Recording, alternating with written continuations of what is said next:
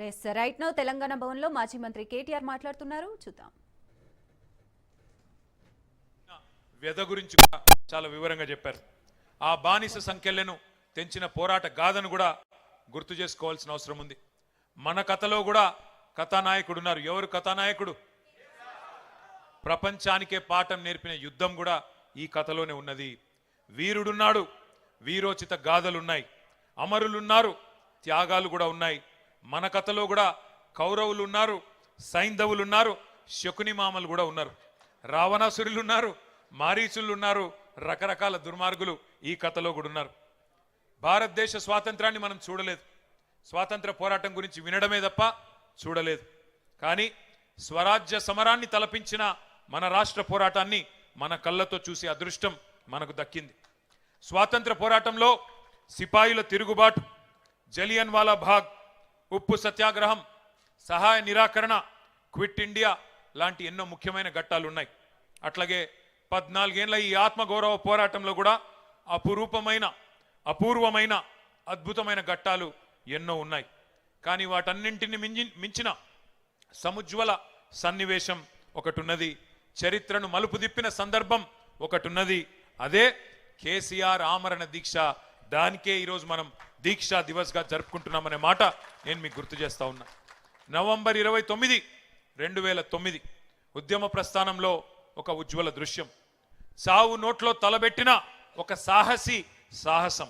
కేసీఆర్ సచ్చుడో తెలంగాణ వచ్చుడో, కేసీఆర్ శవయాత్రన తెలంగాణ జైత్రయాత్రన, ఏదో ఒకటి తేలాలి అని ఒక మహానాయకుడు గర్జించిన రోజు నవంబర్ 29, 2009.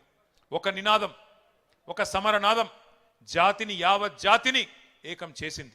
ఆ 11 రోజులు పోరాట సముద్రం పోటెత్తి సునామీ సృష్టించిన రోజులు ఆ 11 రోజులు.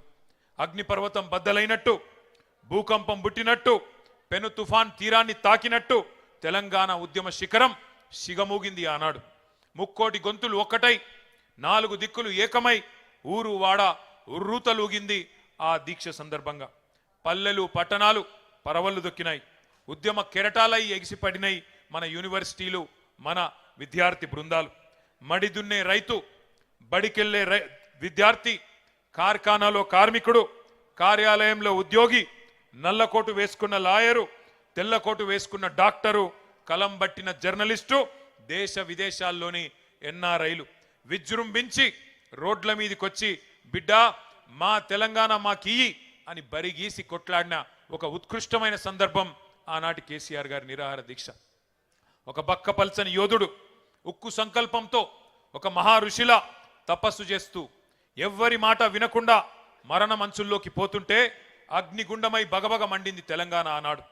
మంటల్లో ఈ రోజే నవంబర్ 20 ఆనాడు 2009 నాడు మన తమ్ముడు శ్రీకాంతాచారి ఎల్బీ నగర్ చౌరస్తాలో ఆనాడు తన ఒంటి మీద పెట్రోల్ పోసుకొని దహనమైన రోజు ఈరోజు నవంబర్ 29. ఒక కానిస్టేబుల్ కిష్టయ్య ఆనాడు కామారెడ్డిలో కేసీఆర్ గారి నిరాహార దీక్ష సందర్భంగా కేంద్ర ప్రభుత్వం కదులుతలేదు అని చెప్పి తన తుపాకీతో తన తలకు గురిపెట్టుకొని సెల్ టవర్ ఎక్కి కాల్చుకున్న సందర్భం ఈ దీక్ష సందర్భమే. ప్రాణాలను పణమొడ్డి పట్టుదలతో దీక్ష చేస్తే ఆఖరికి పార్లమెంటు ప్రకంపించింది, ఢిల్లీ దిగివచ్చింది. డిసెంబర్ 9 అర్ధరాత్రి నాడు తెలంగాణకు అర్ధరాత్రి స్వాతంత్రం సిద్ధించిన మాట ఒక్కసారి గుర్తు చేసుకోమని చెప్పి నేను గుర్తు